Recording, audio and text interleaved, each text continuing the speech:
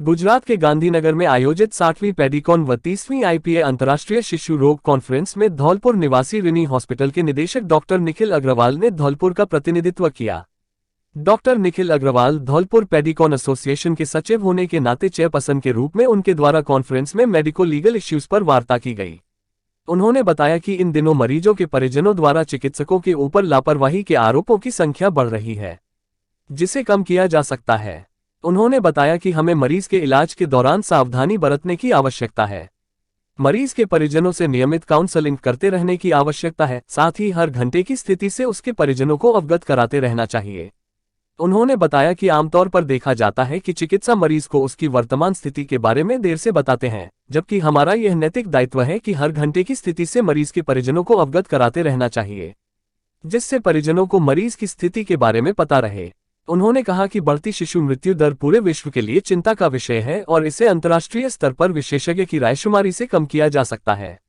इसके लिए सरकार द्वारा विभिन्न प्रकार की योजनाएं चला रही है, जिसके बारे में चिकित्सकों को अभिभावकों को बताना चाहिए और गर्भधारण से लेकर शिशु के जन्म तक गर्भावधि की सही प्रकार से देखभाल करनी चाहिए और उसके बारे में उसके परिवारजनों को भी अवगत कराते रहना चाहिए, जिसमें सभी चिकित्सकों को सहयोग देना चाहिए। उन्होंने बताया कि कॉन्फ्रेंस में 25 राष्ट्रों के प्रतिनिधियों ने भाग लिया और इलाज के नई तकनीक पर भी कॉन्फ्रेंस के दौरान डिस्कशन किया गया। मैं डॉक्टर निखिल अग्रवाल, रिनी हॉस्पिटल धौलपुर से। हाल ही में आयोजित हुई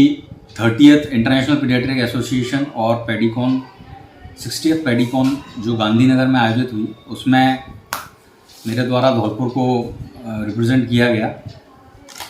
मैं धौलपुर पीडियाट्रिक एसोसिएशन का सेक्रेटरी होने के नाते वहाँ पर एज अ चेयरपर्सन एक टॉक में रहा, जिसका कि टॉपिक था medico legal issues in PICU and NICU, जिसमें ये डिस्कस किया गया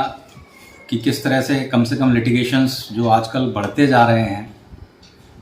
मरीज के परिजनों द्वारा जो डॉक्टरों पे लापरवाही के इल्ज़ाम लगाए जा रहे हैं, उनसे किस तरह से बचा जाए और किस तरह से बेहतर रूप से बच्चों की केयर को बढ़ावा दिया जाए। इस पर करीब 1 घंटे का टॉक रहा मेरा। साथ ही तमाम विषयों पे देश विदेश के डॉक्टरों ने अपने विचार व्यक्त किए, जिसमें मेनली शिशु मृत्यु दर किस तरह से कम की जाए, नवजात शिशु मृत्यु दर किस तरह से कम की जाए, किस तरह सरकारों के साथ मिलकर सारे शिशु रोग विशेषज्ञों को, संसार के शिशु रोग विशेषज्ञों को मिलकर काम करना चाहिए और किस तरह से बेहतर शिशु वैक्सीनेशन बढ़ाया जाए, किस तरह से बीमारियों की रोकथाम की जाए,